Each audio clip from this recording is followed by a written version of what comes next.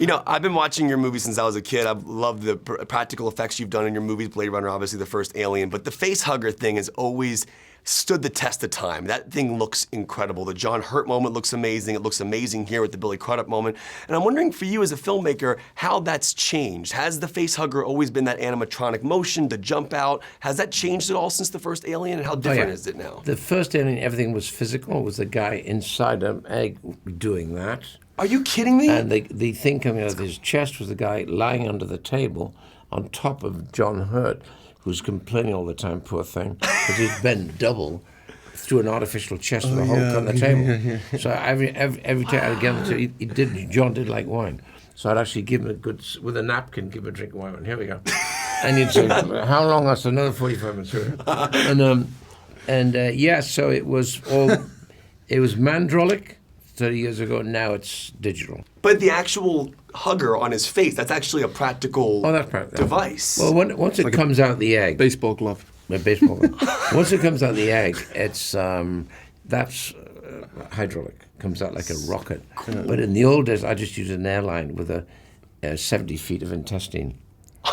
Just laid it around, put an airline, went bam, and it went wallop, hits. And then it's all in the cutting.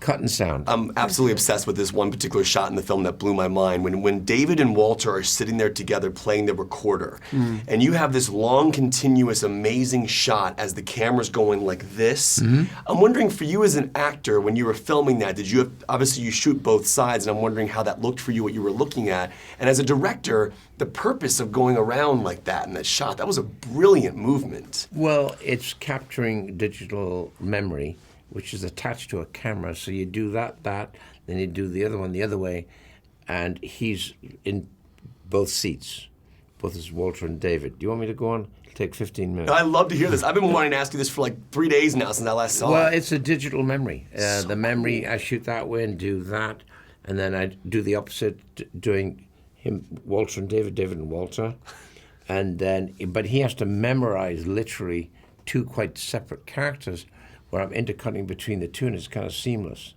On the other hand, you know, we had a very good stand-in who was an actor, whose memory for your movements was quite excellent. Good, yeah. We just had to be really precise in the blocking. Yeah. But it was cool. At the beginning of the day, David was like, Ridley was like, do you want to start with David or Walter today? Yeah. Interesting. And that was the thing, and then we kickstart. Which one was easier to start with? I think I said, I don't know which setup's going to be easier for you guys. It didn't really matter. And, you know, as well, Darius is fantastic, isn't he? The DP that Ridley's been using for quite a while now. And, you know, he manages to also let us move fast as we can. But, it was just really precise blocking. And you basically have to kiss yourself, which is actually really interesting. That's right. I'm like, that must have been interesting to perform that. Well, I wasn't really kissing myself. I was kissing Tom.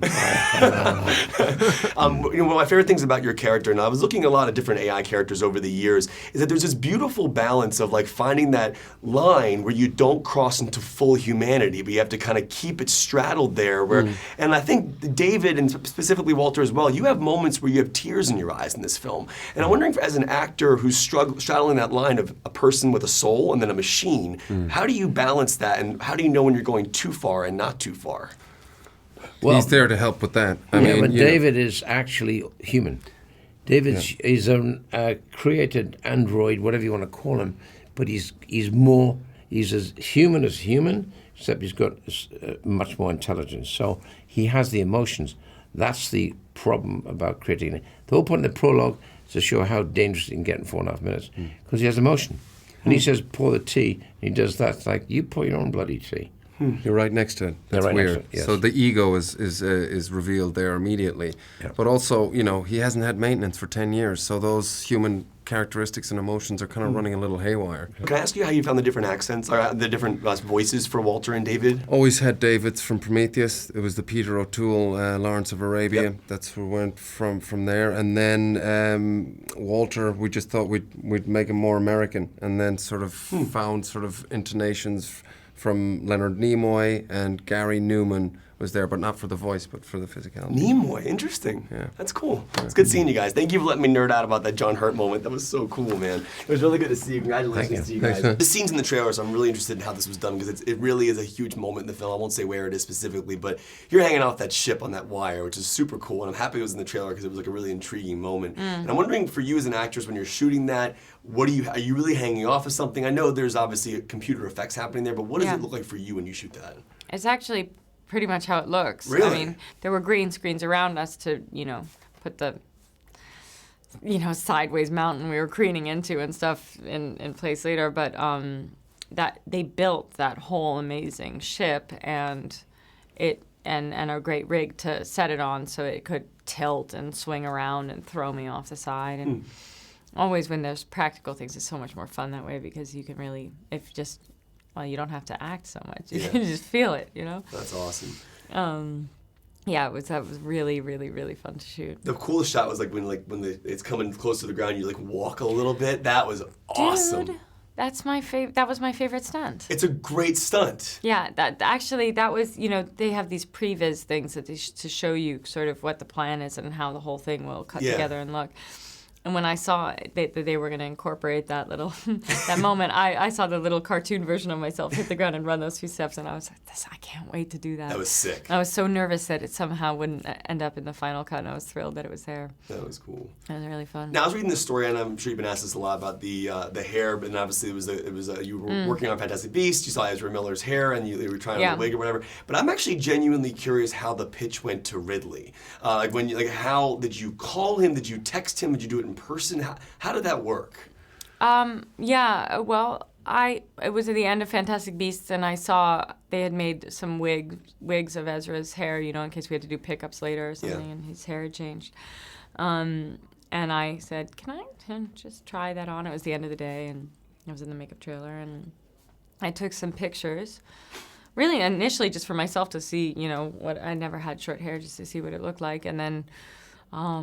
I couldn't. Once I got that idea in my head, I couldn't kind of get it out of my head, and I didn't know how Ridley would feel about it. But when I got down to Sydney, I asked him, and he's, Do you just show him the photo, or did you take a wig with you, or did you Ridley's funny when he likes. I mean, he's very obviously aesthetically sensitive, so he'll be like, "Good shirt, nice suit, good shoes," and you lost weight, nice haircut. He notices everything, and he reports on it like that, really bluntly. And he said, "Oh, good haircut," when he saw me in the wig. So, That's that was kind of all. That was the extent of the discussion. No, that's cool. I was just He's curious. an efficient man. Yeah. This was a totally nerdy question, but I was thinking back to Fantastic Beasts for a second.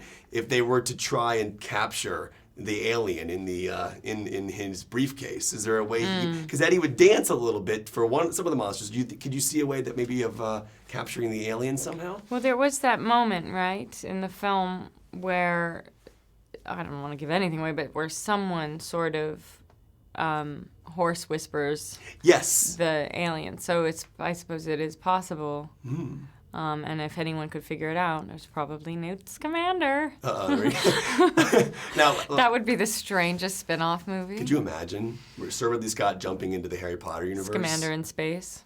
I'm all in for that. I mean, I would pay good money to watch that on screen in IMAX 3D. I want to see that. But before I let you go, I love the idea of how Ridley's practical effects have changed over the years, and he's done so much practically with this film as well, as you mentioned with the ship scene when you're hanging off. I'm wondering, when you see these aliens on set, how much of it is animatronic? How much of it is a person in a suit? I mean, do you actually get to experience the animatronics working in front of you like that? How does that look for you? Yeah, it's a real mixture. But, sometimes the most terrifying thing is just someone that they've asked to run after me, And it doesn't, you've got this vision in your head of what it is. And just the sensation alone of being chased could be just as kind of disturbing and terrifying as some of the amazing visuals that they provided for us. It was awesome. You did a wonderful job. Thank you Thanks. so much. It was wonderful to Great meet you. see you. Walk-in. Yeah.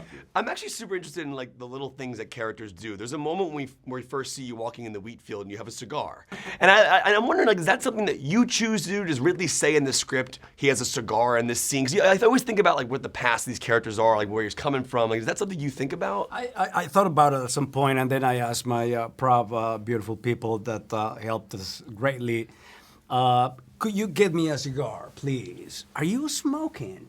And I said, I still don't know. And so they got me a cigar, and in one of the rehearsals, I just lit it up. And I had it with me. And then Ridley was moving some people here, and then he went like, and I thought, oh, fuck, okay, I'm done.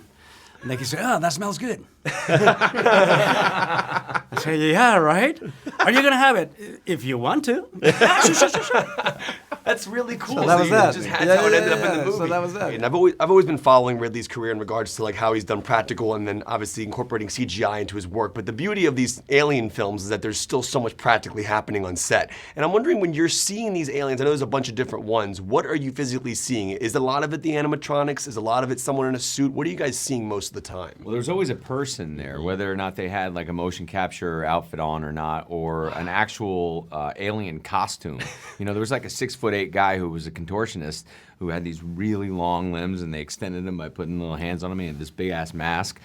So you've got an alien there for you. You know, he doesn't leave a lot to the imagination. It's the same about the sets. Those things are meticulously crafted, and so all you have to do is not screw up the reality that he's already given you. In the trailer, though, we see, I don't want to give anything away, but it's the scene when you're flying and Catherine's hanging off the side.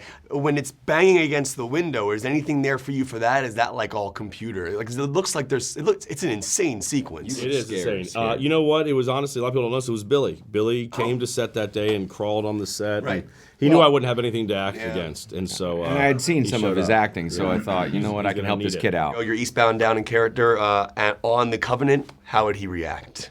I don't know if he'd pass the physical to even get there in the first place. Yeah. This needs to happen. Yeah. Someone call Sir Ridley Scott. I'll tell him he's across the hall. Good seeing you guys. Thank you so much for the